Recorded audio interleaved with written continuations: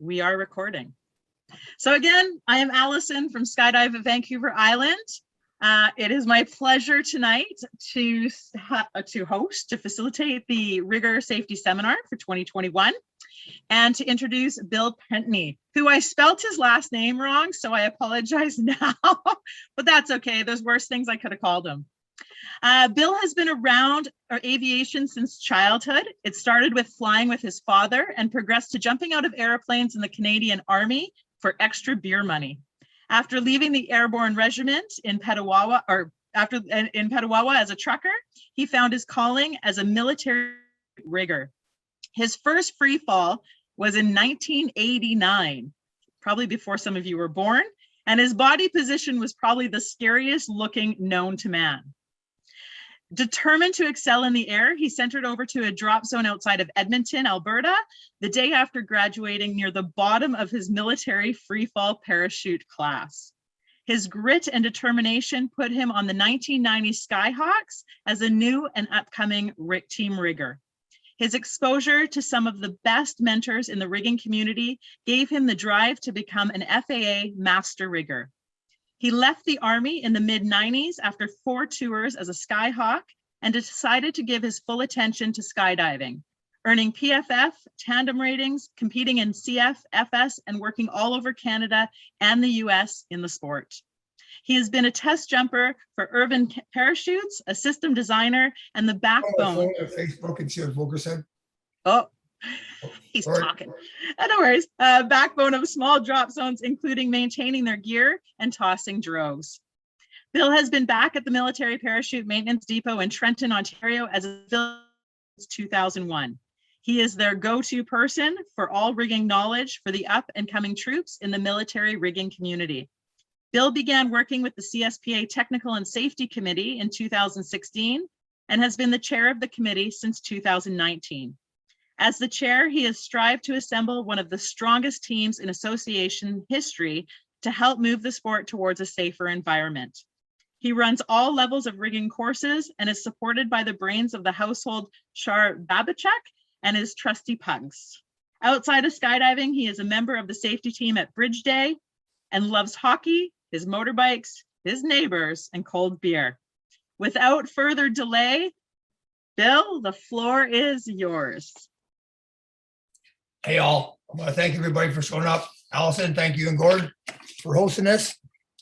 So we're going to call this good practices, good rigging practices, because I like to feel that we're all safe. I like to feel that we're all taught safety through all our instruction courses, and we don't mean to be unsafe, but unfortunately, due to some practices and bad practices, we tend to swing that way. So good rigging practices is what we'll call this today.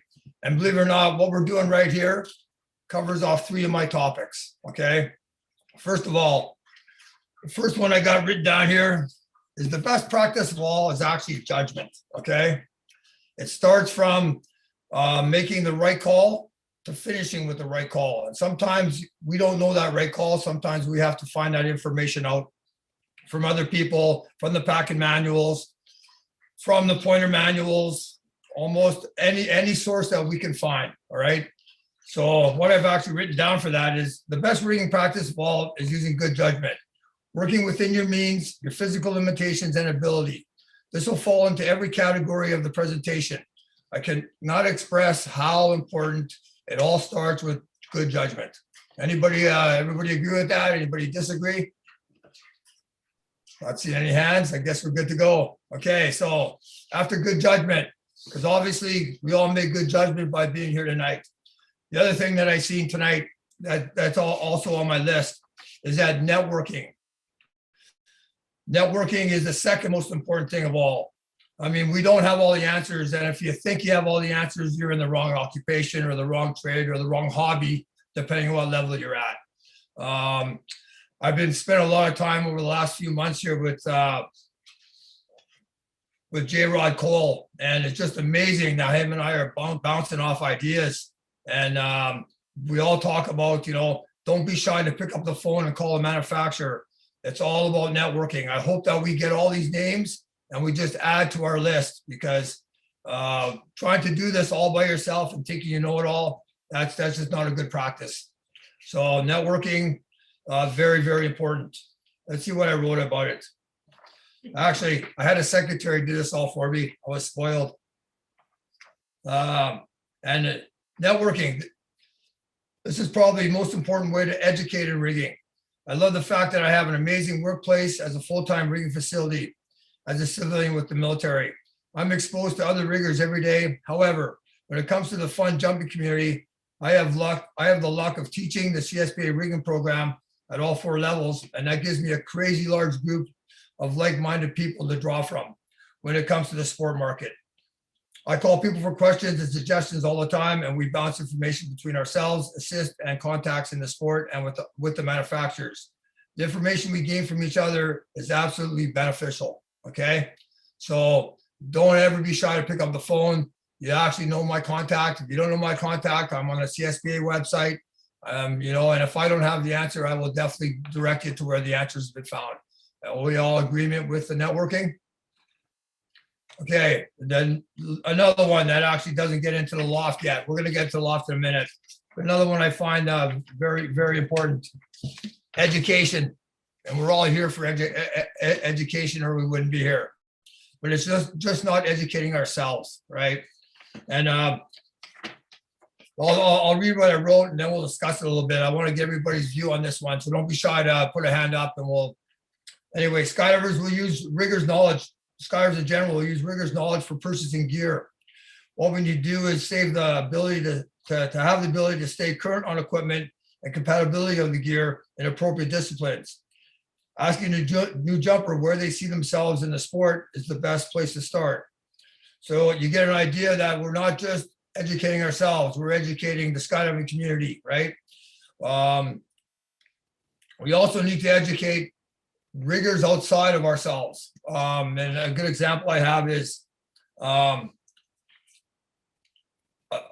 rigger A calls me up and wants a BOC replaced. Well, the worst thing I can do is actually take that rig in my loft and keep the door closed and change that BOC. The best thing I can do is have him come in the loft and assist me. All right. We really need to help with up and coming riggers.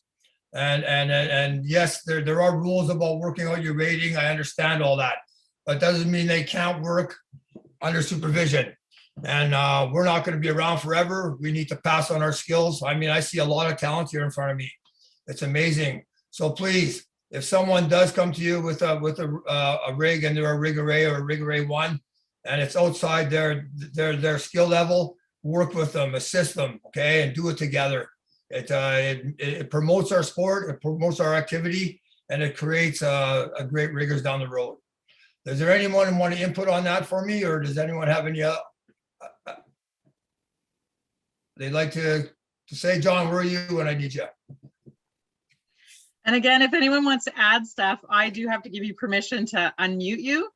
So just raise that hand or just type in the chat. So there we go, Mr. John Davies. Thanks, John.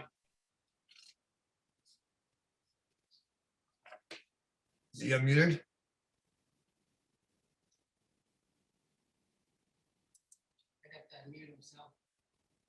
John, did you unmute? I did. Okay. You talking? Oh.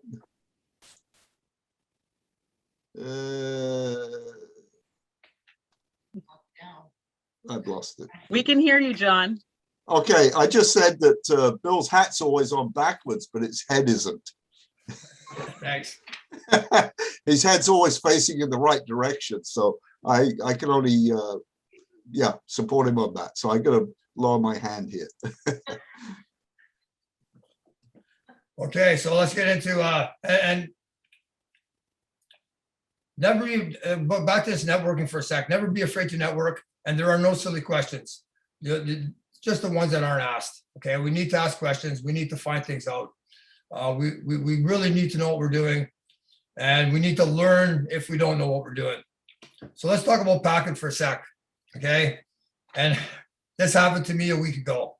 How many times is a rig dropped off and you ask them, is the AED in date? You know, because this is kind of a pet peeve with me. Is I've seen riggers in the past and people in the past the practice, what I'm getting at is actually checking all the serial numbers of the rig, right? We don't just take for granted that the Cypress is in date. We don't take for granted that the reserve hasn't been packed 60 times, right? We actually need to check the data manufacturers of all the equipment, check if there's any recalls on the equipment. This has to be done every time you pack, right? Of course, the jumper was dropping off 2 rigs, her rig and a friend's rig, and oh yeah, everything's in date. Obviously, the 10-year battery life was on the Vigil. You know, now you got to bring it to him. He can't have his gear on opening day because the Vigil is going back to the shop. Now, getting on that, it's good to educate your jumpers, right? It's good to talk to the jumper. If let him know that it's up and coming, write it in the packing data card. If you're really outgoing, you can actually give him a call because it's in your logbook. Go back to your logbook, say, hey man, next month, you know, we're going to pull the Cypress out, send it in because it's on its 4-year check. You know, talking about that, you know, now if you, I'm sure we all know this, after 2016, Cypresses are, it's a recommendation that and not a requirement to get it maintained anymore. How does everybody feel about that? Can I get a response, please?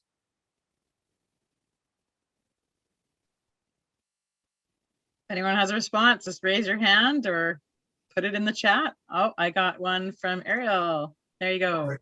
Thanks, Ariel.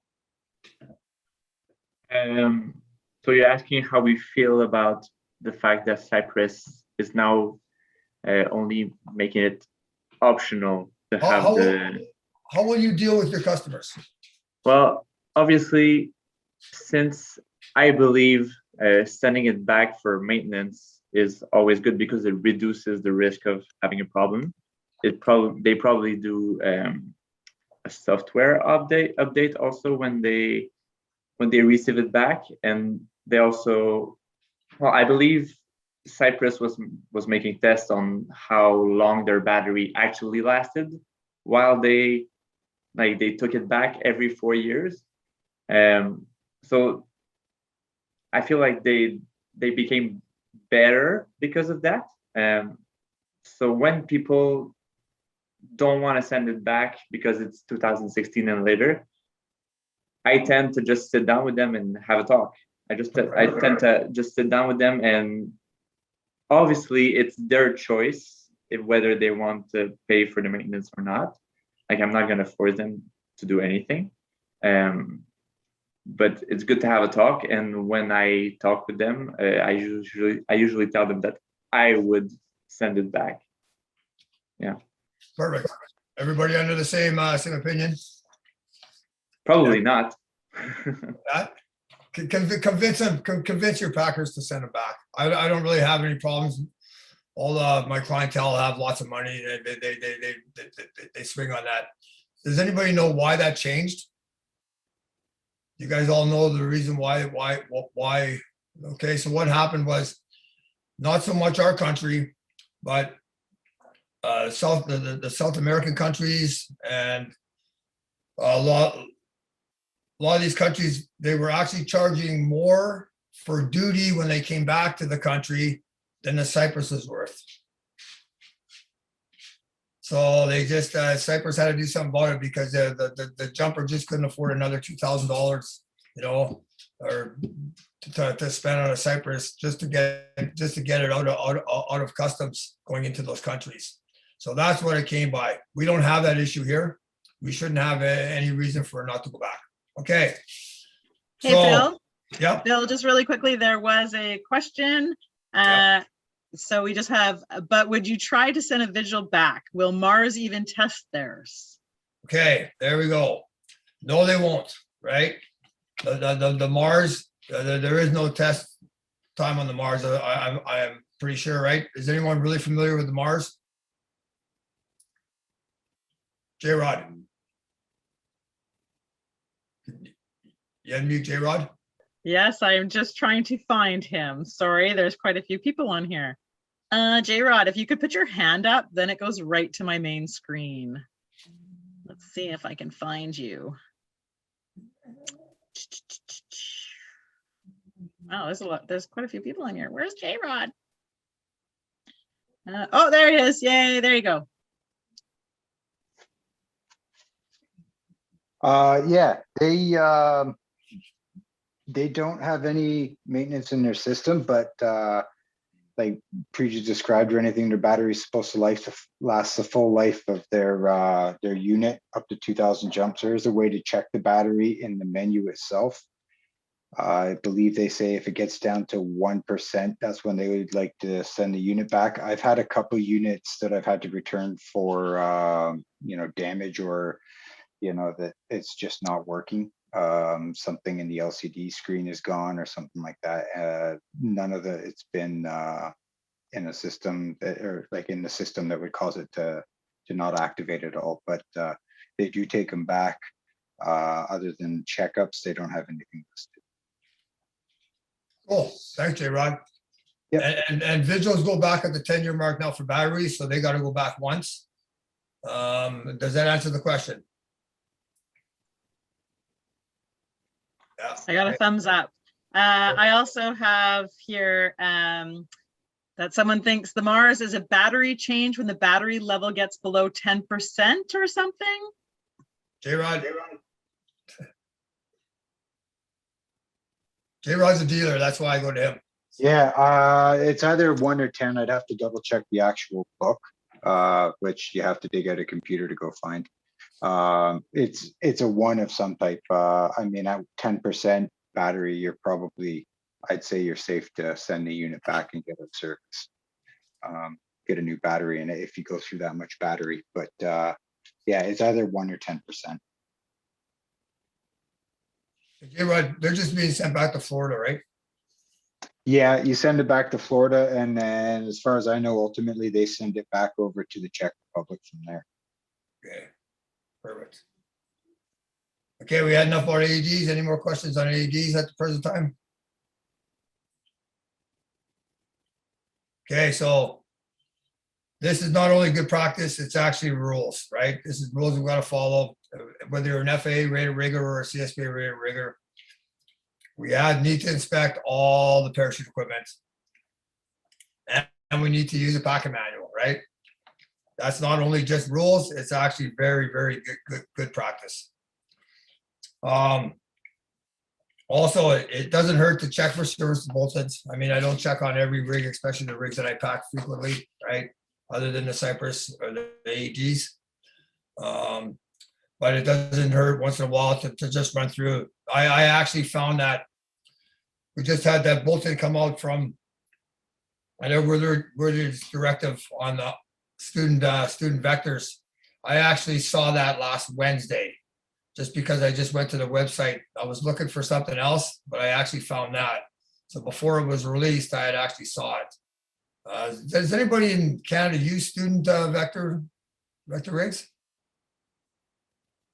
Okay, I didn't think that we have any here.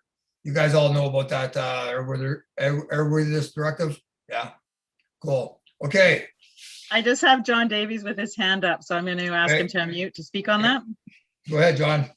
No, I just have a question. I saw that directive the other day. Is that just concerning student vectors or all vectors? Student vectors. Student vectors. Yeah, SE student vectors between 2013 and 2021. Yeah. Okay. Thank you for the clarification, because I haven't researched that and I don't see any student vectors in my area. So thank you. It's funny because if the FAA said that it only affected 85 rigs in the US. So obviously, that's what I read, and I hadn't researched it, but thanks for the clarification. Perfect.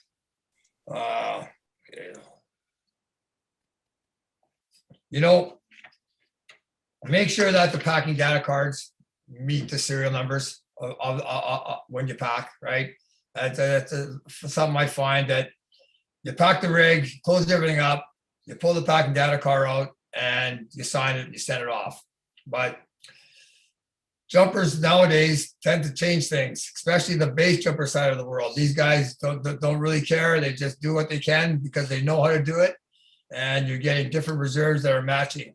Now, that's just not good practice. It's not good practice for us to not be actually writing in our logbook something that doesn't come off the equipment. Okay, can't stress that enough. I find that a second set of hands is useful. If there's someone in the loft there that's qualified, especially, I've been reading for the last, I guess, 4 years of the cutter being missed. I think I just read another one of the AED cutter being missed. Well, how could you miss the cutter? At work, we have, for all the packers, they actually have to get the cutter checked by a supervisor, right? So I took that, for what it's worth. And every time that I'm packing a rig, I call my poor wife down, but I make sure the loops go through the cutter. And I'm not telling everybody they have to do this. This is not to tell what people to do a seminar anyway.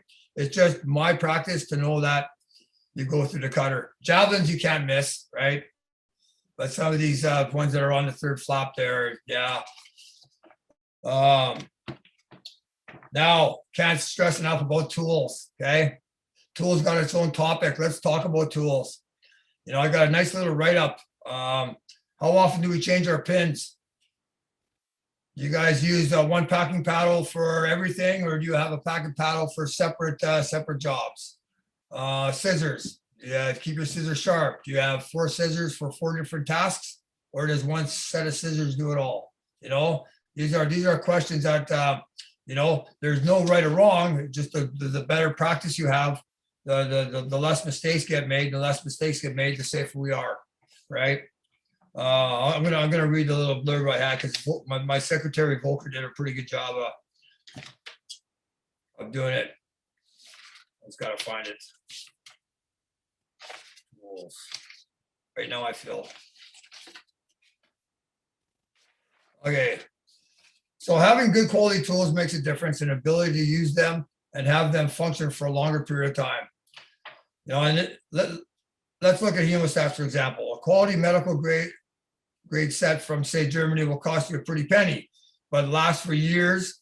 And for the dollar store ones will get the job done. However, they last for a shorter period of time and could fail when you actually need the most. Now, this doesn't mean you need to spend every dollar on your tools. You can make them or you can buy them. Remember, replace them when they are worn. Now, that's the important part, right? Have tools work for you, not against you. You should not damage anything, so maintain your tools. Serviceability is the key. I swap my pins out probably every 30 pack jobs. I'm checking my pins, and I'm watching them all the time anyway, but I replace them. Matter of fact, I just ordered two new ones. Temporary pins are a big one. Packet paddles, I actually have 6 different packet paddles that I use in 6 different disciplines. I'm not saying you have to do that, but I find that I use I don't use a torsion device, tension device. I actually use a packet paddle on my pull-up cord, so my packet paddle gets dented. So I don't stick that packet paddle in a deployment bag or tuck in the doggy ears on the top of reserve. I have packet paddle that just does that. Scissors. Is there any? Put your hands up quickly. I'd like to know, does anybody have one set of scissors for one job? Just lines, just material? Yeah, cool. That's a good practice. Very good practice. I actually don't, but I have a really good scissor sharpener here, and I keep my scissors constantly sharp, right? So maintain your tools, replace them if required, right? Your tool is only going to work as good as you're only going to work as good as your tool. Okay. Does anybody like to add any of that, or did I cover tools enough? If you want to add, just put your hand up. Everyone's good? All right. Now counting of tools, right? And we all laughed because every manual, if you read your manual, it's going to tell you to count your tools, right? Make sure you count your tools. I was actually doing an FAA, a conversion for a gentleman from an FAA rating to CSPA rating. And he was doing his tandem pack job. And when it was all done, I just wanted to fix it. I just didn't like the way the flap sat. And it's like, where's the packet paddle? Well, it's pretty easy to get a packet paddle this big in a tandem bag because he did, So make sure that we have our tools. And I mean, the pack job wasn't finished, he's right, but it was there. And it's very important that we have as many tools when we finish than when we start. Anybody want to add to that? Okay. We talked about educating, especially educating ourselves. Okay, lofts, right? How many, I didn't see an experience level here. I was kind of hoping to find out what experience do here. I know I'm a full-time rigger. I have a loft here. I have a loft. I work in a big loft with the military. I saw Ariel's loft tonight. I know J Rod's got a full-time loft. Brian Murray, I know, has got a loft. Peter, I'm pretty sure you have one too, Peter Chapman. But a lot of you I don't know here. Hey, Bill, would you like me to run the poll? No, it's okay. It's all Okay. good. A loft doesn't have to be a full service loft. It can be your living room if it has to be. You make a workspace. You just have to make sure the workspace is clean, right? If you got a hardwood floor, you're not going to pack wall on it. So, make sure you get yourself a nice area rug, because packing on a hardwood floor is hard for anybody. But you don't have to, if you're a part-time, you're a rigger that works after your full-time job or on the weekends. Yeah, your living room's fine. I did it for years. Shar and I, when I first started rigging on my own, we lived in a one-bedroom apartment. The couch would get moved, the TV would get moved, then I pack. But the floor is always clean. And make sure you keep track of your tools. If you've got a loft, like if you ever get fortunate enough to go to J Rod Cole's loft, it's amazing. It's well set up. Incredible the way he's got all his materials labeled, all in racks. I mean, that's just a dream come true, right? And now I have that with the military too. And that's a good way to work. But I definitely, as long as you keep your packing area clean and neat, make sure that your tools are accounted for. If you're packing in the garage, make sure you got a clean packing tarp, okay? Because garages don't stay clean. And I I did that for a bit too. But what is, anybody want to add to the loft, what they have, want to share, anybody, or is anybody out there? Just nod if I can see it. Is anybody packing their living room like I used to, or is that all gone? Oh, looks like everyone's got a loft. Perfect. Okay. Oh. Check it. Okay, so sewing machines, right? We got riggers at all levels. We got rigger A's here. I put a hand up so I can see. You got that poll quickly? I can. So I'm just going to launch a quick poll here, guys. And there's a couple of them. So the first one is, how long have you been a rigger? You guys can answer it. It's all anonymous, by the way. I'll just give you guys a few little seconds there to answer. It looks like it's all coming in. Look at that. Awesome. We're almost all there. Wow. So yeah, can you guys all see that, or is it just Bill and I that see that? Peter Hansen, can you see it? I can see. Yeah, can you see it on your screen? Okay. Oh, you guys can't see it? Sorry, I can actually launch it. So give me a second here and I will share the results. There you go. So this is some of the people who have answered. Not everybody did, but that's all right. So that gives you an idea. Can you guys see it? Ariel, can you give me a thumbs up if you can see it? Yeah. I think Cool. Awesome. And I do have a quick other poll here. Sorry, let's go to stop share results, and there is my second one. I'll give you guys all a second to fill that one. Yeah. Thanks. There we go. Look at that. Oh, wow. Lots of full timers. That's awesome. Wow. That's great. All right. It's slowed down. So I'm going to end that and I'll share this with you guys as well. There's the shared results. Thank you. Thanks, Allison. You're very welcome. Okay, so I want to get some feedback on this one. So I'm going to ask the question, and this time, let someone get involved in here.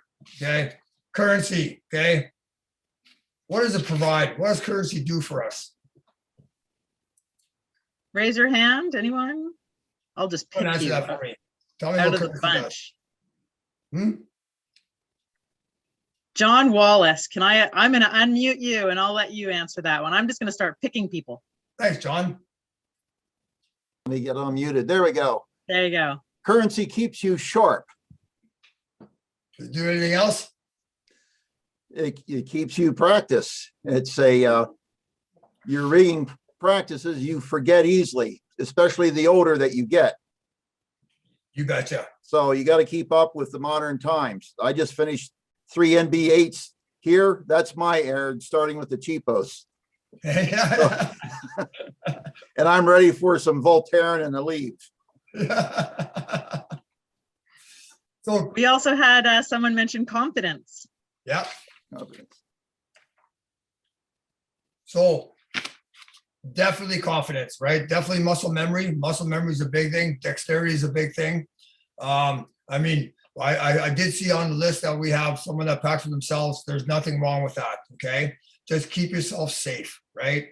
Obviously, the more you pack, got an analogy. You pack 1 rig a year, it's pretty tough. You pack 40 rigs in a year, that 40th rig is pretty easy. And even for old guys, you know, sorry, John, but you and I mean, we're not young anymore and it's getting harder. So the more we pack, the easier it is for us. Can't stress enough about, you know, if you, especially the full-time people, being current. And as we get older, it sure helps. Again, with the muscle memory, the confidence. Anybody got anything to add to that? We did have someone say it keeps you legal, and Ariel, I'm gonna ask you to unmute. Right. Yeah, that was one of the things I wanted to say, that it is one of the requirements to keep practicing your under your regular license. But a bit like a parallel, when I did my first year as a skydiver, I did 13 jumps, so I pretty much only did my AFF. And that second year, I did not remember at what altitude I had to undo my buckle when I was in the plane, because I wasn't that current. I wasn't used to what I was doing. And I only did 1 jump that second year. And then when I went to go back on that third year, I still didn't remember at what altitude I had to undo my buckle. But now that I do 600 jumps a year, I can focus on other things. Like, I don't have to worry about when to undo my buckle. I can focus on whether other people's equipment is okay, on what my jump is going to be. So staying current makes you be better at how do you say? Looking for words. Everything else Makes you be better at finding little things, at finding focusing on more of the details, more on micro side of things than only macro side of things. Perfect. That makes sense. Yeah. Well done. And I just have Nicholas. Thanks, Ariel. Nicholas, I'm gonna ask you to unmute. Well, it's actually not Nick, it's Carter, but Nick is with Hi, me. Carter. Hi, Nicholas. I think a good reason to stay current is, if anything, whatever I'm going to say makes sense, but it's for you not to become complacent. The more, like, if you become complacent, you will then say, hey, I can pack this in a way that's going to help my packing to make sure that it's nice and tight, nice and close, it looks good, but then you're sacrificing safety, where the manufacturers have set steps for you to actually follow in order for the equipment to be operated properly. So by maintaining currency, I think that you avoid a certain complacency. Beautiful. And I also have someone on the chat that says they need to do at least 30 inspection and repacks a year to keep the license. As a master rigger, you need to prove that you have done MR work. And just so everybody knows, there's more people here than just in Canada. So yeah. Absolutely right.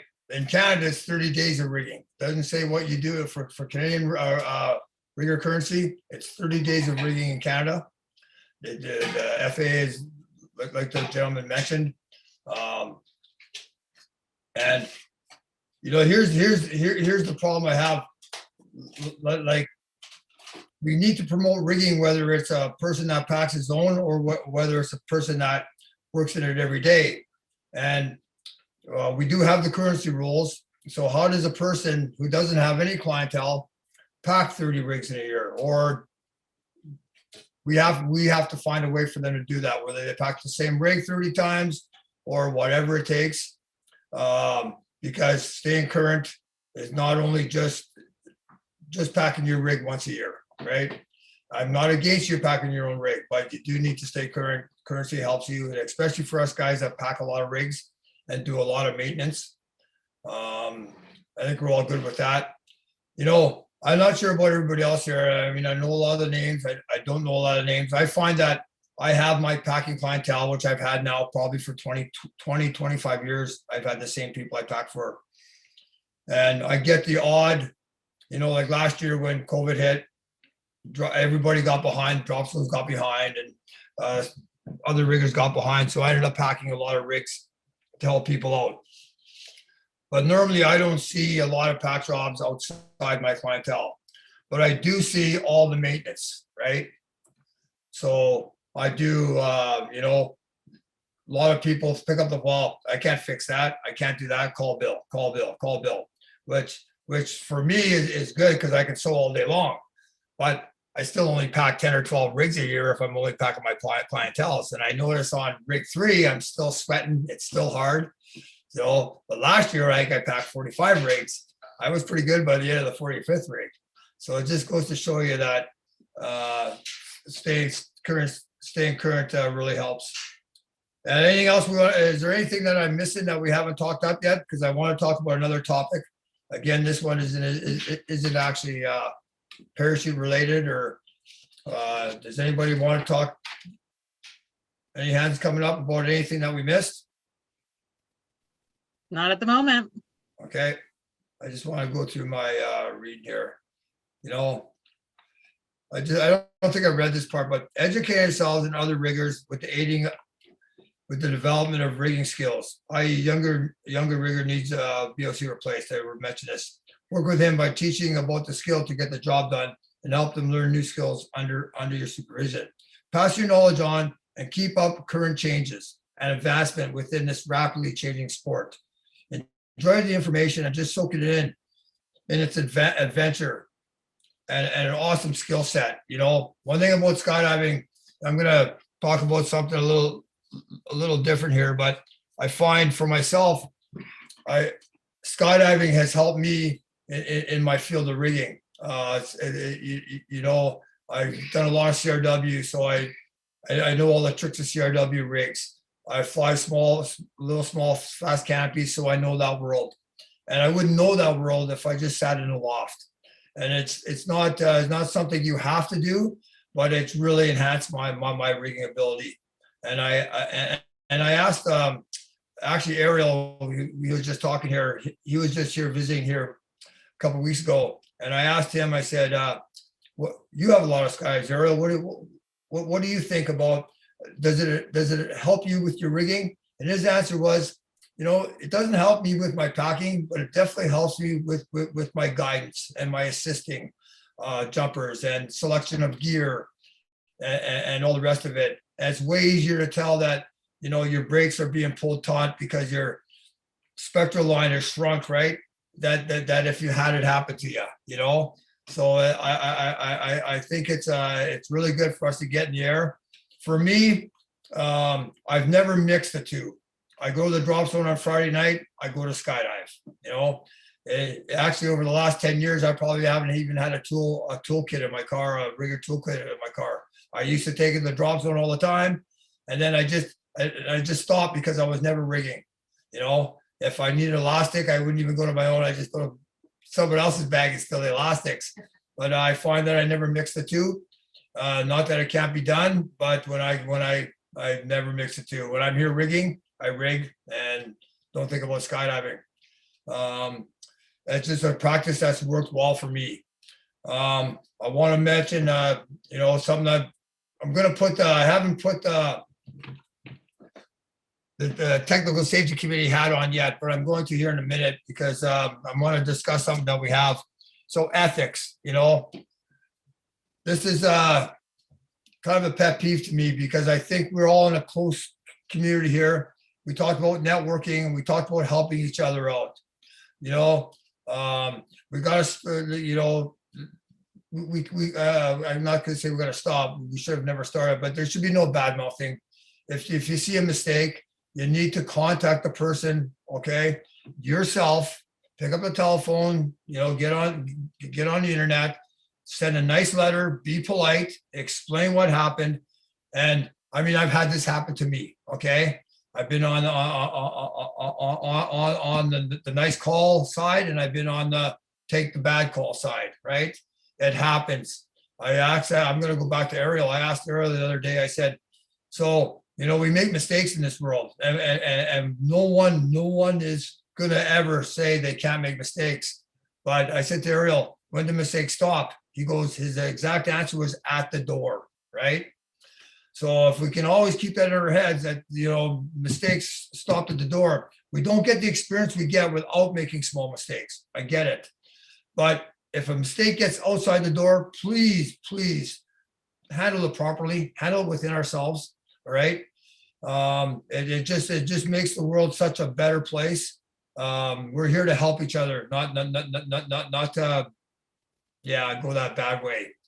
So if you find something wrong for CSBA, I don't know about, I know the FAA route, obviously, but here in Canada, we have a rigorous safety management system.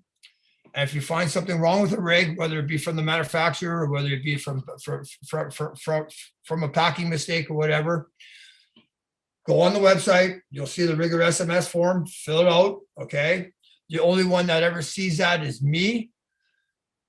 Without the name, I don't see any names. The office gets it, they send it to me, the names are redacted, I guess is the actual word, and I read. And then from there, we go, it's decided whether I need to assemble a couple of people together. And I've had to a couple of times for us to figure out how to figure this out. And both times I've used FAA people that had no ties to the people that were involved. And I haven't yet had any people conflicts. It's all been rig conflicts, right? Because I don't want to get into people conflicts, so help me out with it. If you see a mistake, just pick up the phone. Everybody good with that? And use the SMS to make our sport go around, you know. Going to the drop zone helps a lot. I'm sure we all know that, you know, you wake up in the morning, you put a shirt on, something in skydive changed, right? A new rig came out, a new material. They're using ballistic material on rigs on the outside again. And they haven't used that since the 60s. And now it's started again, you know?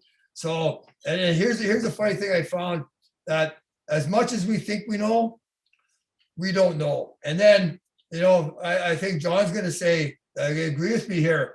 We see things come back 30 years after, you know? So, you know, the young people, the young generation says, whoa, that's new. Wait a second. I saw that back in 79, you know? And so remember, we're always going to learn. We always got to keep positive, keep happy, okay? This is a fun sport. It's a fun activity. Rigging has to be positive all the time. It has to be fun. If it's not, you're just being hard on yourself. Hard on yourself that doesn't make it good for you or the customer, right? Treat your customers with respect.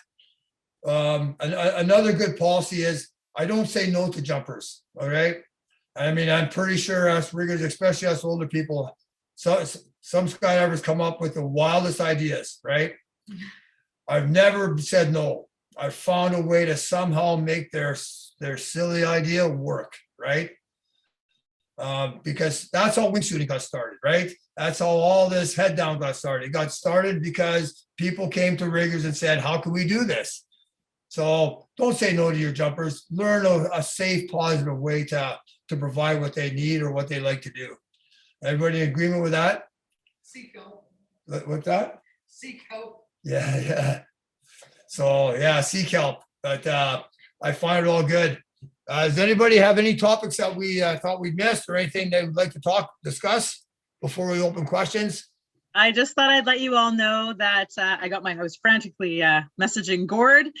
Gord has posted in the chat the link to the CSPA rigger SMS. So you can see it in the chat. There is a link. Angelique, give me a thumbs up. That's what you were reaching out for too. Awesome. Before I open up to question and answers, anyone have any comments or anything right now? I got to finish off. Oh, all right, Bill. Floor is back to you. Okay, so have a rig because you like it, right? Get up in the morning or come home from work and enjoy rigging, right? I rig because I have a passion for parachutes. I love parachutes. I just, and even if it's just to keep the drop zone running, rig for a reason, okay? It makes it go a whole lot easier. Know your limitations, make sure you're not fatigued, right? I always had a rule of 3 reserves maximum per day. You'll have to decide what that is for you. There's no right or wrong. It's what's right for you. The more you do, whether it's sewing skills or packing, the more you do, the better you get. The better skills you get, the less current you have to be, believe it or not. And that goes with skydiving too. We all know that. Be humble, pick up the phone network, right? Listen to your clients, your skydivers and the pilots, their requests, and figure out how to accommodate. Don't say no. Be honest to your clients. Do the complete job. And then like Mike Holmes, Volker must have wrote this. Mike Holmes says, make it right. Just make it right. Okay. I would like to thank, obviously Gord and Allison for allowing us to do this. And thanks for my wife. My wife puts up with probably 4 or 5 times a year, 3 weeks in the house with riggers, us teaching courses. And, so I got to thank her a lot. And J-Rod had a lot to do with this. Ariel had a lot to do with this. Volker, thank you guys. They were all here a couple weeks ago. We talked about it. I knew that I was doing this for a month, so we discussed it. And I just want to say thanks again. Blue skies, stay safe. Wear a mask. Okay. And hopefully this society go back to normal. Okay, now we get to shoot the shit. Bring some questions on. There's No my worries. hot wife. There's the shower. So He's before so good. He's Oh, great. so before I venture into the opening up the floor and the Q&A, I just had a question on the side of talking about the SMS system and how it's shared and that kind of stuff. Yeah. So just wanted to let you all know. So there's 2 kind of different systems. The one that we just posted, it's if you can't resolve issues amongst riggers, you fill out one of those forms and then it starts that process. As far as AIM reports in general for CSPA, we do have SMS summary reports. They do come out a little bit past the year. Our team, the technical and safety team, does a very thorough job. It's all confidential. We do a very thorough job in analyzing this. My background specifically is quality assurance and analyzing. And that's where these kind of safety days stem from. So for example, in Canada, this hasn't been out, it's not published yet, but it will be coming. It's all the past reports are on there, and we're looking to, the Technical and Safety Committee is looking to enhance those so that people really have something to learn from and use and go from there. So there is some advancements on that. But for example, just under 12% of the AIM reports that came into the CSPA last year were wingsuit flight related. We had 2 fatalities in Canada last year, both of them under, canopy piloting and swooping and intentional low turns. and those kind of things. So that's how it is used. It is posted for CSPA underneath the SMS reports. The 2021 has not yet been posted, but I know Bill and I and the rest of the team were working on that. So hopefully that answers that question. And lastly, before I open this all up to everybody for questions, I'm just making sure I've answered some. I just really quickly want to read something from actually the SMS audit.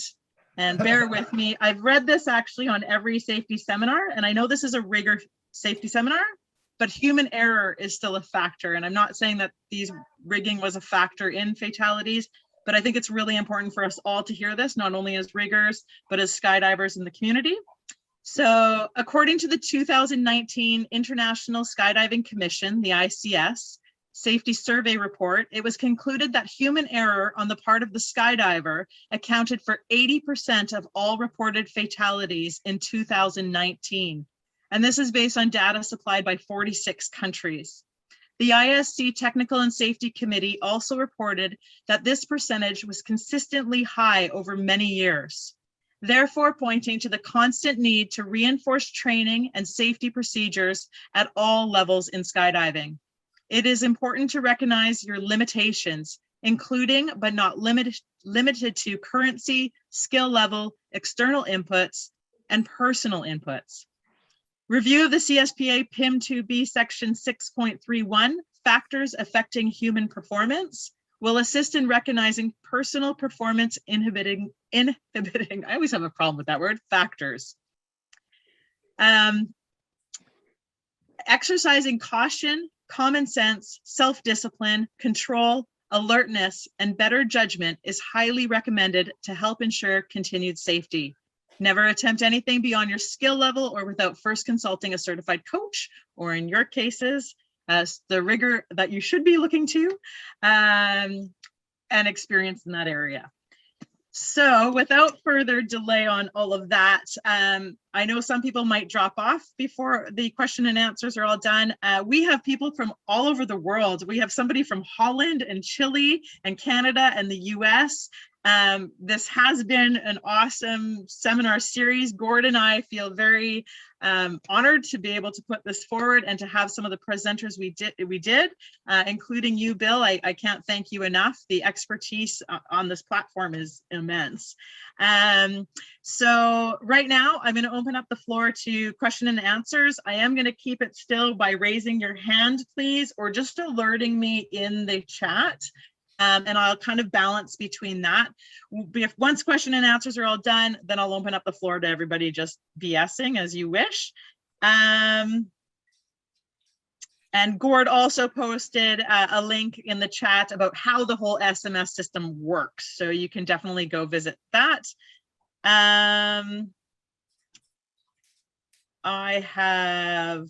I think it's Cedric. So he made a comment here, and I don't know, Cedric, if you wanted to openly speak. And show me a horrific video of people doing their EP. Oh, so he was talking about emergency procedures. So anyone can go on that. I'm just reading all of this stuff on that. Sorry, I'm just going through to make sure I have nothing in this area here. Somebody would like to know if there is a network for rigging lofts in need for riggers or riggers in search for work in Canada, the US, or Europe. So anyone looking for somebody? There you go. You guys can chat in there. Okay, Q&A time. Questions, comments, anything to add? Just raise your hand if you wish. Nobody has questions for Bill? Oh, look, Philip, I'm going to ask you to unmute. Thanks very much, Alison. Hi, folks. Bill, I've got a question. So in Canada, our skydiving season, especially in Ontario, lasts about 7 months, but the repack cycle is 6 months. So customers come asking for their repack to be done as close to the start of the season so they can make it through to the end. Have people approached you, or I'm curious what people's thoughts are about maybe even just in Canada, trying to extend that to 7 or 8 or 9 months potentially, to make that a little bit easier for jumpers. What are your thoughts on that, or people's thoughts? Well, Phil, you know, you and I've talked about this before, right? Matter of fact, when I brought this up, I think a year and a half ago, I talked to you on the phone for a good couple hours. Remember, we talked about having maybe an inspection cycle halfway through and stuff? You remember that conversation? Am I muted? No, you're not. He's Okay. nodding. He's Okay. muted. I can't see him. Anyway, I keep looking for him. So yes, I've been asked probably this is probably the 11th time I've been asked in the last 3 months, right? So I have looked into this a lot. I actually have someone on it now to find out what all the other countries that skydive in the FAI, what they're at. I don't think a 7 or an 8 month cycle is going to fly. If anything, we're going to have to go to a year. I have actually researched it on my own with the manufacturers. The manufacturers are definitely, so you understand that committees don't make changes, right? We make recommendations to the board of directors and they make the changes. But I was actually talking to CSBA head office and recently, and they told me to go ahead and start researching this out to find out if it's actually feasible for us to change our date. There's lots of pros and lots of cons to both sides. Is it feasible? It can be feasible. We would have to, Phil, I'll know more probably in a month, right? Is anybody else interested in a yearly packet cycle or does everyone else think? Yeah, go ahead, Brian. Turn Brian on. Or not Brian, Hold on. Ken. Sorry. Ken. Yeah, I got a whole bunch of people raising hands too, and I think Philip, you still had some more to say there. Oh, I only just wanted to add that I recognize that there are probably a lot of people on this call who don't want that because, you know, this is an income stream for them. So I just wanted to recognize that it's not a one-sided deal here. Hey, Phil, I don't believe that. I don't believe we're here for the money. I don't believe anyone in this talk is here for the money. Who here is rich? No, I think that's the last of our worries, right? And I just unmuted Ken as well. So Ken, if you have some input on that, go ahead. Yeah, please, Well, Ken. I didn't necessarily want to speak. I put up my hand to say that I was agreeing when he asked who was in favor of it. But from what I've read, I've read quite a few things about it. I know that there are European countries who do have a 12-month cycle. And the one that I favor is, I think the one you spoke about with a 6-month cycle or a 180-day cycle with an option to extend it after an inspection of the harness and container without opening up the reserve. I think that's the way I would favor going. As far as revenue stream, well, I don't make my living doing this. So personally, I just think it would be better for skydivers in Canada. And I think it would meet the manufacturer's requirements, and maintaining my revenue streams is not a valid reason not to change. You know, I had really good success with 2 manufacturers I talked to. I actually have a really good connection with Sandy Reed. Sandy Reed and I have been friends for a long time. I actually spent a lot of time getting developed in his loft when I was younger. And I talked to him when I first took the role as the chair. It was going to be my mission to change this, right? I didn't really agree with the 6-month cycle. I was kind of headstrong, and so I started this long before it's been brought up at this time. But Sandy Reed was behind it 100%, right? As a matter of fact, when they changed to the 6 months, he was disappointed because he was pushing for the year. But then I went to another manufacturer, which I won't say who, and I talked to that owner, and the question was that he answered the question with a question, and his question was why? Why would we do that?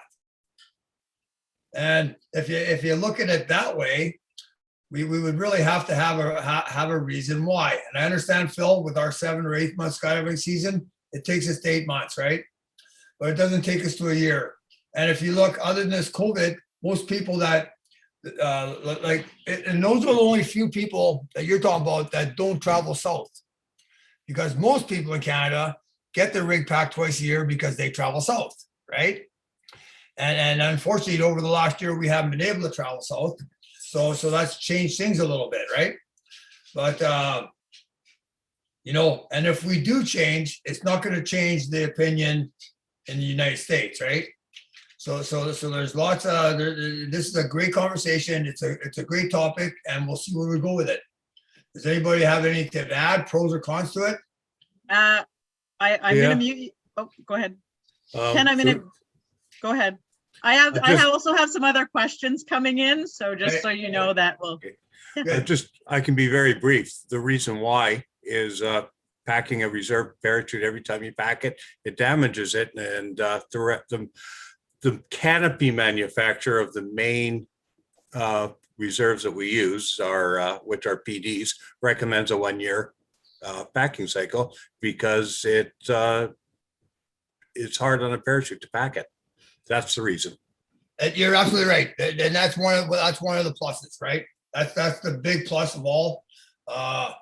Unfortunately, though, especially in the east here, like when I lived out in Alberta, it wasn't so bad, but our humidity changes here, and things get softer in the summertime. So it's something that we're going to look into. We are definitely looking into it, Phil. I hope that answers your question.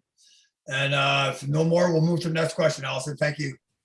No worries. Got another question? And we also have some chats going on the side too. John, Philip, if you are done, I'll just get you to lower your hand. John Davies, you're next for your question, and then I have Nicholas after that. Go ahead, John. In 2000, 1st of January 2000, we went from 120 day to 180-day repack cycle.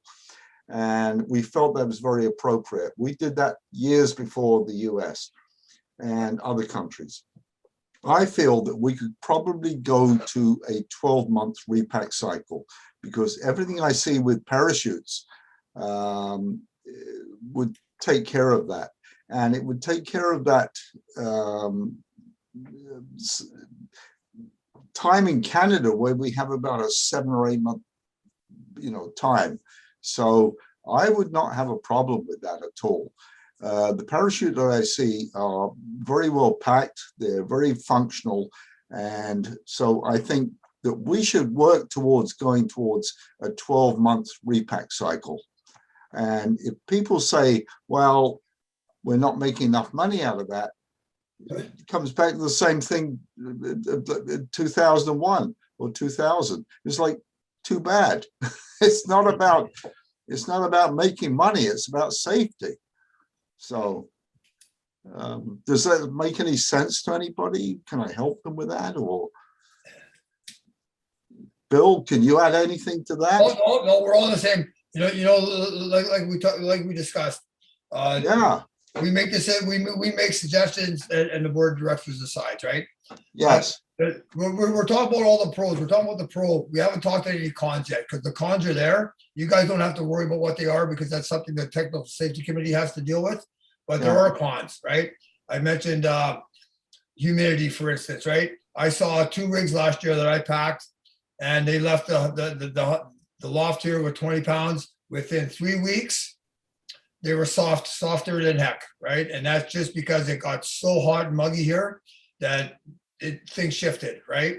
So, okay.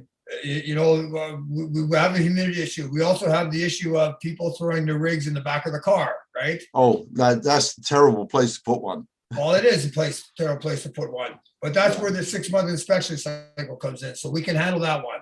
But anyway, one step at a time. I'm glad this is brought up, Phil, and we will definitely being addressed.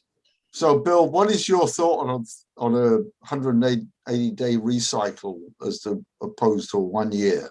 No, my thought process, like I said, I was hell bent to do this when I first took this position. I was hell bent, and I kind of got knocked down by a couple of the manufacturers. But I'm all for a year pack cycle, but I would like to add the inspection. Yes, inspection. Bill, I'm with you 100%. 1 year in inspect cycle and the repack. But the inspection is very, very important. Yeah, just to see stuff, you know, and Yeah. Ken was right. It gets damaged by us, but rigs get damaged. Canopies get damaged by us packing them. The less we pack them, the longer the rig's going to stay. Yeah. Serviceable. Yeah. That'd So be- would you be in support of a 180-day, a 1 year repack cycle? Well, I always have been, but I Yeah. don't decide that, right? Yeah. Right. Okay, so maybe that's what we need to work to with as a committee. I've already got someone on it, John. You're behind the 8 ball. I always am. Yeah, it's already been taken care of. Well, Okay, Bill, we'll just keep. All right, I'm Yeah. gonna move the conversation because we Yeah. have other questions and stuff. And Yes, I thank you. love putting John Davies on mute. Look at that. I love it. One thing to consider, someone did post in here that I know some of you have been riggers for years. However, I think you could maybe remember of the days starting out. So one of the things to consider is for those people who are less than 5 years, if it does move to 1 year, how does that impact their current season, their learning curves, because they're packing less. And so it sounds like, and I'm not a rigger, but it sounds like this is a great conversation of debate. It was actually suggested to do a poll on this, but yeah, maybe that's what we need to put out to some riggers down here. You know, like So- Alison, that's why I said the pros and cons. Everyone here sees the pros, but they don't see all the cons. I've got all the Absolutely. cons down too, right? And there's a con. Absolutely. What about the poor young guy? So I do have Nicholas, you are next. I'm gonna ask you to unmute, and then I do have a question from Jeff after that. So Nicholas, go ahead. Well, again, it's not Nick, it's Carter, but I'll take it. Just a question more for everyone who's on the panel at the moment. Here's a question. If a visiting skydiver from a different country comes to you and you see that their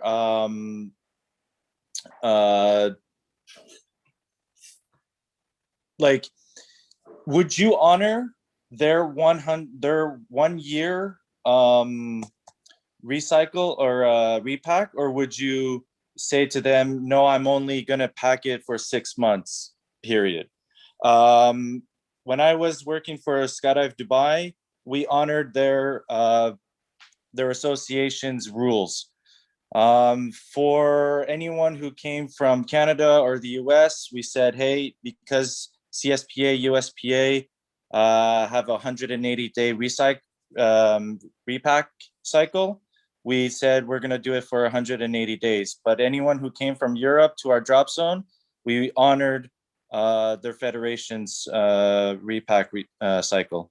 So my question to you is, do you feel comfortable honoring their system, or would you apply the CSPA, USPA rules? No, Nicholas, I would go with their system. I have no problem with that.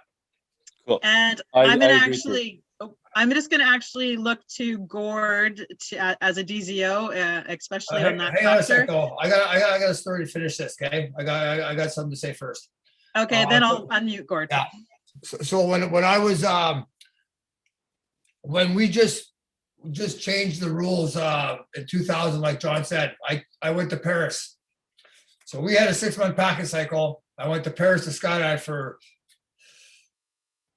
a time. Anyway, I was only an FAA rated rigger at that time, right? Well, the FAA rules was still 120 days. Well, I said, yeah, but I live in Canada. He goes, yeah, but you're an FAA rated rigger. So I had to actually repack my reserve, right? So yes, we're gonna honor the country you come from and the license that you have. Okay, go ahead. Yeah, I was just going to agree with you there, Bill. So for those of you who don't know me, I'm Allison's husband, Gord, the man behind the woman, and I'm also on the board with the CSPA. And this actually comes up when we host any sort of world event, World Cup, world events or whatever in Canada, because obviously we have skydivers from Europe who a lot of them have 1 year pack cycles. And the question is whether we can honor them here or not.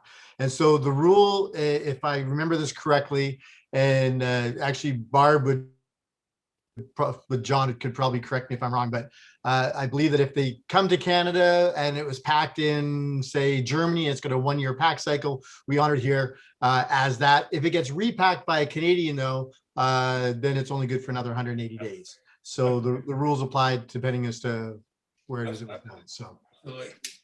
And Brian Murray just did a direct quote There you from go. the BSR. So Thank you, it's Brian. also in the chat for Canada. So So is it in the BSR? That's what it says?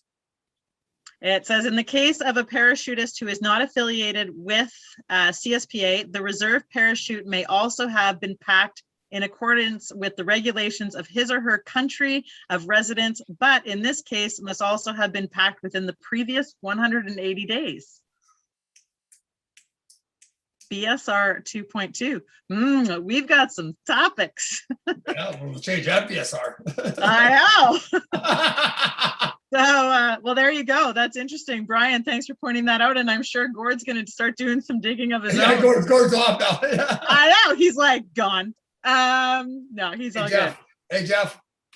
So I have Jeff with the next question here. I'm going to unmute you, Jeff, and there you are. Hey guys, how are you? Jeff here from Ottawa. Hey Bill. Jeff. I got a couple comments and then I got a question for Bill. First comment is Sean Carter, you need to quit hiding behind Nicholas's channel there. My comment on the 1-year repack cycle along with a 6-month check is the rigger who signed and sealed that repack would have to be the one that does that 6-month check. Obviously, yeah.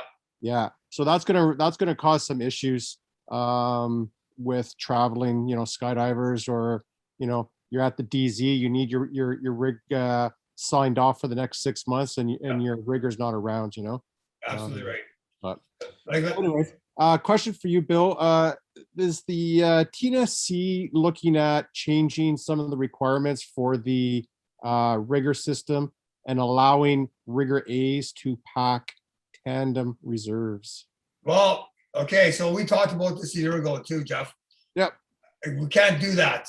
We have to work. I'm trying to amalgamate. That's why I'm trying to get all my instructors to teach the rigger A and A1 together, to combine the 2 courses. Because once that's done and we get all the rigger A's to be rigger A1s, we just have 1 course. Yeah, I see where you're coming from, but more what I personally see out like within the community is the riggers want to be able to pack sport rigs or want to be able to pack mains, but they're not interested in the sewing. So by doing the A and the A1, it doesn't matter. We've gone through this, you and I before, so we're not going to hash it out tonight. Yeah. Need to teach as 1 course. It's all going to be 1 course. Okay. We're going to teach people to be riggers. Okay. Cool. That's it for me. Thanks, guys. Awesome. Thanks, Jeff. Jeff. Anyone else with a burning desire to ask a question, comment? Still 34 of us. I can't believe nobody's talked about paper seals. What? Does anybody use them? Hey, does anybody use paper seals? We see them here. Okay. Hey, who uses them? Okay, Ariel's got his hand up, so I'm gonna Okay. unmute that. Oh, look at the things I start. All right. So no, I don't use the paper seal, and the reason is because I don't know if the people are gonna be going in the US with their rig. They don't have to call me to travel and go jump in Arizona and Florida, whatever. And when I asked the questions when I asked the questions on the forums to FAA riggers, there was a bunch of them that said that they would ground the rig if they found a paper seal on it. So I decided not to put the paper seal. I think it's a good idea. I think you can see more information on the paper seal than you would with the 3-digit lead seal. So I think it's brilliant. I really wanted it before, but after seeing that a lot of the FAA riggers would ground the rig if the Canadian jumper would go to their drop zone and see that they have a paper seal, well, I can't take that chance. I'm not gonna Hey, Ariel, have people like turned back I'll tell you. when they're travel. I kind of suggest to everybody when we vote, when it got approved, I suggest that if you know the rig's going down the States, to put a lead seal on. But I called all the manufacturers. Not one manufacturer said, the only manufacturer I think is UPT. They actually state you must seal with a lead seal. Yeah. But all the other manufacturers say you must seal the rig. They didn't care how I sealed the rig.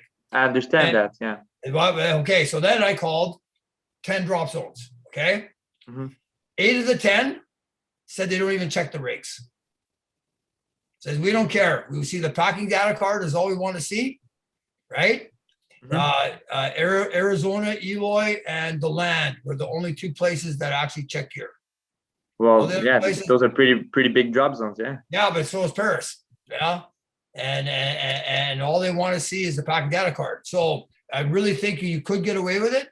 I suggest that you don't, but I think you could. I maybe I could, but maybe I won't.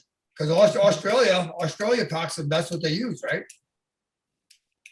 No, I understand. I think Dubai uses them. Maybe Australia uses them. But as I was saying, my clients or the jumpers, they don't have to call me and they don't have to tell me where they're going. They just say thank you, Ariel, for the reserve, and then they leave. And if they decide to go to the land, if they decide to go to Arizona, and once they're there, they're like, well, you can't jump because it says in the FAA that you need to be sealed with the lead seal with a press. Sorry, you can't jump. Well, I don't want to have to inflict any like something like that on them. Yeah. So Cool. So I don't know what's the next step then to change the U.S. We're not changing. mind. We're not changing the FAA. No, yeah, I guess not. Yeah. Okay, John. Thanks, Ariel. Before I get to John, just on that note, because I think Ariel brought up quite a good point. There are some DZOs on this call, and who may or may not be riggers. Coming from a rigger's perspective and getting, when first people come here and they get their briefings and all that and checking their rigs, very curious from the rigger's perspective, what do you feel, should we be checking their rigs, looking at their cards? What would you guys love to see DZOs do better or not do or whatever when jumpers are coming to the drop zone? Any feedback on that from you, Bill, or? Well, I've worked at a lot of nationals where I was the gear check guy, right? And I've been to a lot of nationals and a couple world meets where they didn't check my gear, right? So I've seen both sides of the deal. It's kind of nice when you show up and you're late and you're registered and stuff and you're getting on an airplane at 5 a.m. and buddy says, I just need to see the packing data cards. Is it the safest way to do things? Obviously not. The safest way is to look at the gear. So, but you know what happened in the States? There was a lawsuit, right? Of course, because a rigger said the rig was safe and, an accident happened and there was sued because the rigger said he was safe. So they stopped, a lot of drop zones stopped checking gear. They just checked to make sure that the packing data card is in date. It's not the proper thing to do. I would rather do gear checks. It's the life of times, right? Does that answer your question? That's good. Just looking for feedback. Yeah. I'm going to open up the question to John Davies. Go ahead, John. Everyone, can you hear me? Yeah. Okay. A few years ago, TSC went down to the seminar in the US, and they started this idea of getting away from lead seals. But how we got to paper seals today, I see nothing wrong with paper seals. I see nothing wrong with lead seals. I see nothing wrong with a lead seal or a paper seal on the same parachute container. Yeah. I see. You got a point though. The container just needs to be sealed by the rigger who did the job. The problem is it acceptable to the drop zone you're going to? If you're going to the US, they accept us, they want to see a lead seal. And a paper seal gives them just too much information. So why not have both? Why not have a lead seal and a paper seal? And Canada now has gone to paper seals, we accept those. But if you go down to the US, they probably might look at it and go, oh, we don't know what this is. Well, in Europe and Eastern Europe, a paper seal has been there for years and years and years. So I would say to anybody that's sailing a parachute, use a lead seal. If you're in Canada and you like a paper seal, Bill Pentney put a fabulous production on there. But if you're sending somebody overseas, be careful because it might be rejected. But seal the parachute and you're good for 180 days, 120 days, or you know, I'd love to go to a year. I'd love to go to a year. I think that's where we should be headed. So that's my thoughts on the process. Thanks, John. I get to mute you again. Yay. Oh, It's the joy of my meeting. Awesome. Does anybody else have any questions, feedback? Look at, I got Peter. Peter, I'm gonna unmute you because you got this thing hanging in front of you. So hold on, Peter, unmute yourself and. How come my hand goes away? Oh yeah, okay, so lead seals. I know lots of people that don't like lead seals. They feel that they are metals and it could damage them, their fabric on their rigs. And I've had lots of people that actually rip the lead seals off as soon as you finish packing. They climb in the car and the lead seal's gone. So I found these plastic seals, same as the lead ones, except they're plastic. And I think they're fantastic. They're light, they clamp down just as well as the lead seals. And I've never had a complaint from a skydiver since. And Peter, can I just clarify, are you from New Zealand? Yes. Yeah, thanks. Thanks Well, for joining us. Yeah, I'm in New Zealand at the moment. I've been here 5 years. Nice. Thank you for joining us all the way from New Zealand for starters. No problem. And I'm sure many people are going to want to talk about this. So Exactly what was brought up earlier, networking. And doesn't just mean you network in your own country, network around the world. I watch as many, or Simon Wade, for example, has got a lot of videos on YouTube with rigging, and they've been very helpful. I've learned tips that I didn't think about. And if anyone knows of anyone else that puts videos on YouTube of rigging and helpful tips, I'd love to know some more names that I can search for. go ahead, Yeah. Bill. Yeah, my hand won't stay up there. I keep putting my hand up to ask a question and it won't stay up there, right? No, you're giving like the thumbs I up. am and the now. wave. I know I give the other hand, but there's a box around my hand. And you're not muted, so I you know that, actually but have control. I don't want to cut anybody off. Hey, Peter, thanks for showing up. Yeah. Yeah, we did look into the plastic. So when rigs go to the US, do you have any issues with the plastic seal? I've never had a comeback. No one's ever said anything Okay, to me. no one's ever came back and said wasn't acceptable? Perfect. Phil, I've got a question for you now. What they don't seal in the UK, do they? Seal rig? I just accidentally muted Bill. Sorry, Bill. I need to find Phil. And if Phil, you can put your hand up so that I can find you a little bit better. There's Phil. There you go. And got Bill, an you have to unsatisf- unmute yourself. Thanks. I've got an unsatisfying answer. I can't really remember. Like back 8 years ago when I was jumping in the UK, you didn't need a sealed rig, but people were sometimes doing it. Okay. I don't know if that's changed, but yeah, I remember when I learned to skydive, there were no seals on rigs. Okay. You know, actually, when you talk about talk to Bill, the skydiver rigger guy, I like to do away with seals. I think seals are not required. So it's not the day and age when we have to worry about tap rating. No, people take care of the rigs. They look after the rigs. They don't throw them in the trunk of the car, right? But anyway, CSBA balked me on that one. So we went to the paper seal. I'd like to, I'm going to ask Peter a question again. So can you unmute Peter, please?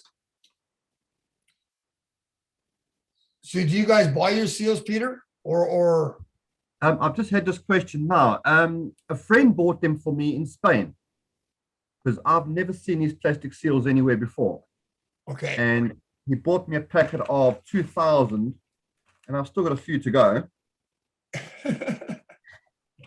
So have you, yeah, I'm not sure I'm going to seal 2,000 rigs anytime soon. have you still just started using them, or have you used them for a while? I've been using them for possibly 8 years, Okay. 7, 8 years. Cool. Yeah. He bought me some aluminium seals as well, but they're very hard to clamp up for the plastic. Cool. Yeah. Thank you. Okay. And I do see that John Davies' hand is back up. So John, I've just asked you to unmute yourself. Yes, Peter, that's very interesting. Could you share that information about those seals with us? Because the Americans were having a problem with the plastic seals, that they were actually breaking the thread. And of course, once again, I'm very interesting that we get support. We get support from the colonies. I do find if I over clamp, it does break the thread. But if you find that happy spot, the thread doesn't break. Okay, so would you share that technique with us? Sure. Yeah. Yeah. And it's well, just a simple explanation. I after putting the thread through, I obviously put the two ends of the thread through the seal, do one small knot, and I actually slip the seal back so it sits over the knot nice and neatly, and I just clamp it down. You got to find that happy spot. You just got to get used to that pressure. If you over clamp it so the seal really starts squirting out of the seal, then you've overdone it. So if you could demonstrate or share that with us, I think we'd be very appreciative of that. I certainly would. Okay. If you could put that on this video and show it with, say, Alison. Okay. Okay. And what time is it today in New Zealand? Well, we're in the future, so it's tomorrow afternoon for you. Oh, okay. Very good. It's 2:30 Friday afternoon. Yeah, and of course, on the 25th was Anzac Day. Sorry, say that again. 25th of April was Anzac Day. Yes, correct. Yes. We had a bit of a skydive boogie at our drop zone over the long weekend. Yes, excellent. Thank you. Awesome. And Peter, yeah, I can definitely get in touch with you, and maybe we could figure out something on that between me, you, and Bill. I should note that we also have somebody from Holland on this call, and it's 4:30 in the morning there. So that's pretty impressive. Peter, thank you so much. Does anyone have any other questions maybe for Peter regarding the plastic things? No, good. I'm going to mute you, Peter. We've kind of lost Bill. I think maybe he's gone to the loo. I'm not sure. But does anyone have any other questions? John, I'm lowering your hand because I think I've answered your question. But does anyone have any questions, information, feedback? Sorry,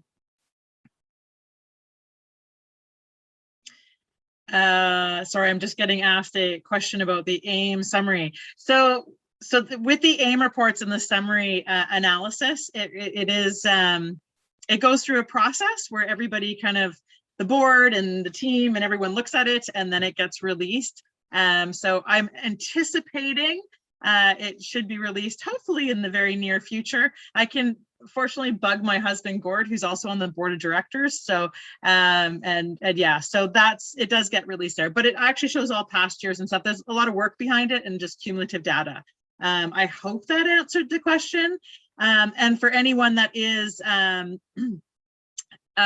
curious just about the aims, it is all confidential. One of the big things that the CSPA Technical and Safety Committee is really pushing hard for is more people to send in aim reports, because that's where we learn, especially when we talk about malfunctions.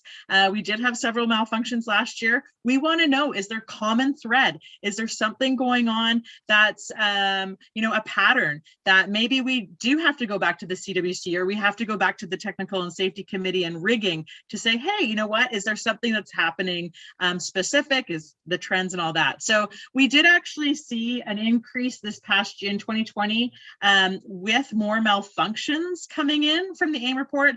I don't think that's because, oh my gosh, we've had all these malfunctions. I think people are starting to realize and submit AIM reports. They're not a shame thing. We don't even know who you are, what drop zone it is, or anything. So we just want the data to learn from. And so that's where I think it is. I totally anticipate we'll continue to see more AIM reports before we start to solve issues and bring those down. For those of you who might be curious about the impacts of COVID and currency and those kind of things in the analysis, for those of you in Canada, so I do not anticipate the impacts of currency to come out until this season. The reason for that is last year, and I can speak for the world essentially. So not this past winter, but the winter before, we were still able to travel. So people were still traveling all around the world in the winter of 2019, and of course, January 2020, in February 2020.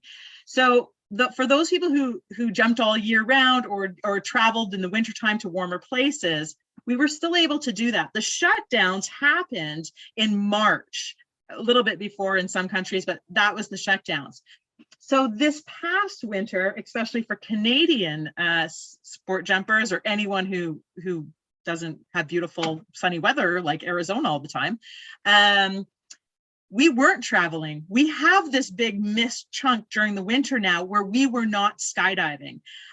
So that's where now that the COVID and the correlations between possible non-currency coming into this summer and this season. We have lots of drop zones in Canada that are still not open.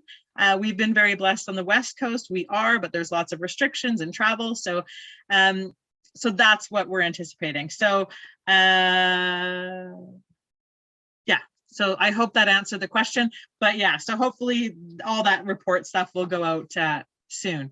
I do have, John's got his hand up again, but I'm going to really quickly go to Matt and then I'll go to John. So Matt, go ahead.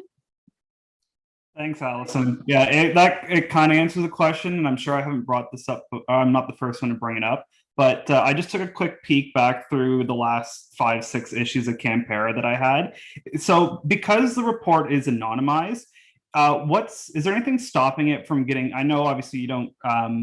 You're not in charge of the Campera magazine, but is there anything stopping it from that report going in there such that then every single jumper that's registered with the CSPA gets it versus having to go on the website to find it themselves? Because I just went to the CSPA website to try and find last year's version and couldn't find it. So at least having the visibility of it might be a little bit better, and kind of copying what the American Parachutist magazine does to increase awareness in that regard. Yeah, so and Bill, I know you might want to talk on this as well. This will be an interesting topic of conversation. I actually just got somebody to send me the USP magazine or USPA magazine because I was floored at the article that went in there. Also the ISC, they put their reports out publicly.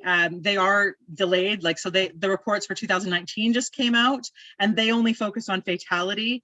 Obviously in Canada, we don't speak to tandem. We do put out the summary of tandem incidents, if you will, but we don't actually speak to the recommendations of that. We have been in touch with Tom Noonan for feedback on that. But if it were my desire as someone on the committee for the technical and safety, Absolutely. I think that we should be presenting this information to all of our sport jumpers to learn from. That's part of the reason why my passion has been in these safety seminars, because we can learn, and that is those AIM reports are our data. They are our tool.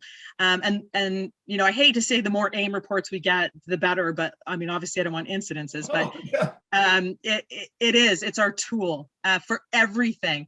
My team might not agree with me because we haven't had this conversation. To pipe in as the chair. Yeah, no, I'm sure there's plenty of people on. I didn't look at the whole call list, but I was hoping that someone on the call had a little bit of influence over this and could give their opinion. Hey, Matt? Yep. Yeah, okay, so this is the way it works, right? I've been a USBA member as well as a CSBA member since I started skydiving. I read all of them every month. I get the magazine. I'm all for it, right? And I have brought it up to CSBA many times, and they always tell me no, right? So how things get changed though is the membership brings it up to CSBA, okay? You get all the members to keep calling and keep sending emails. We'd like to see this in Canberra. Then it goes to the committee that decides that. The committee makes the decision or makes the suggestion, and the board of directors votes. So if you'd like to see this, we really need you to get you and all your Skydiver friends to send CSBA an email saying, we would like to see the incident and accident reports into the Canberra. Good? Yep. What did they just tell you no because they just tell me no. They tell me they're no. getting pressured by other people or not? You'll have to find that out for them because they don't tell me that information. Okay. They just tell me no. Because my job, our committee job isn't to change things. Our committee job is to make suggestions for the board of directors to make the changes, right? So anytime that I step outside my realm, I just get told no, which is not a bad thing, right? But if we want things changed, the membership has to bring it to see up to CSBA. They'll get us to do the research, and then it'll get decided that way. Okay. Thank you. Thank you. Thanks, Matt.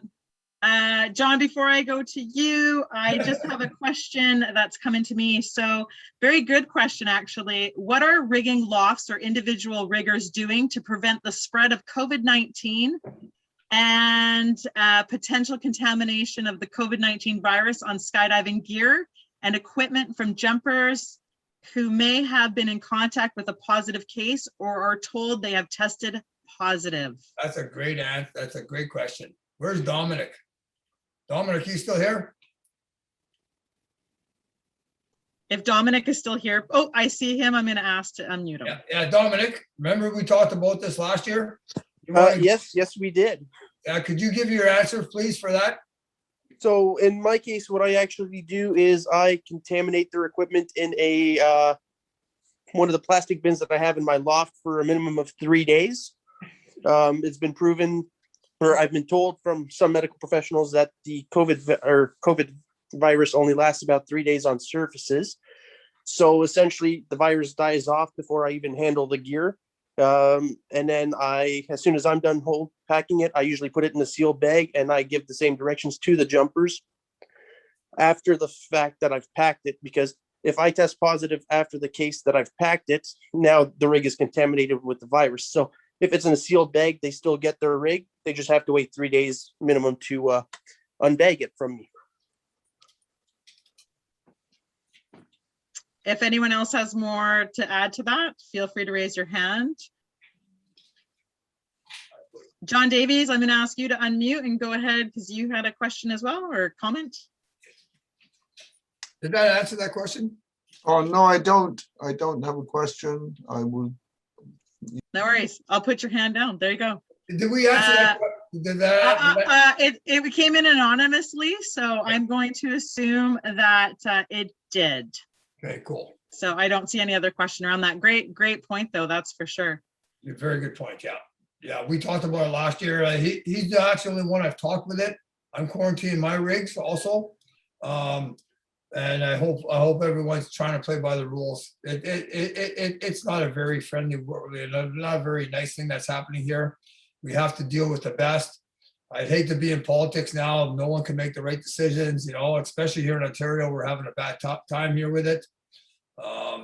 Unfortunately, my mother-in-law, Char's mother, had COVID and got really sick. I mean, she came out of it. It's all good. She's 82 years old, knock on wood.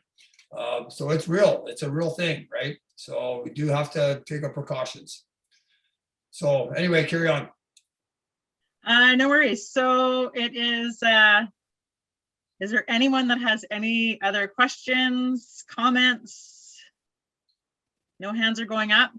Well, again, then I'm going to call this a wrap. I cannot thank you guys enough. Bill, I really appreciate you stepping up to the plate when I called you and asked you to do this.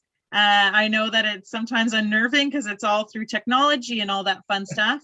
To all of you who have taken the time out of your evening to come out and join us from all over the world, it's so exciting. And yeah, so from Gord and I, from Skydive Vancouver Island, we wish you guys a safe season, hopefully once everyone's jumping around the world. And yeah, we really look forward to putting this out there again next year, and who knows. If you guys have any questions, concerns, more questions that you think of after the fact, I will be sending out a follow-up email, but do not hesitate to reach out to myself or to Bill. Of course, you can find his information on the CSPA website. He is the chair of the Technical and Safety Committee. I'm going, what?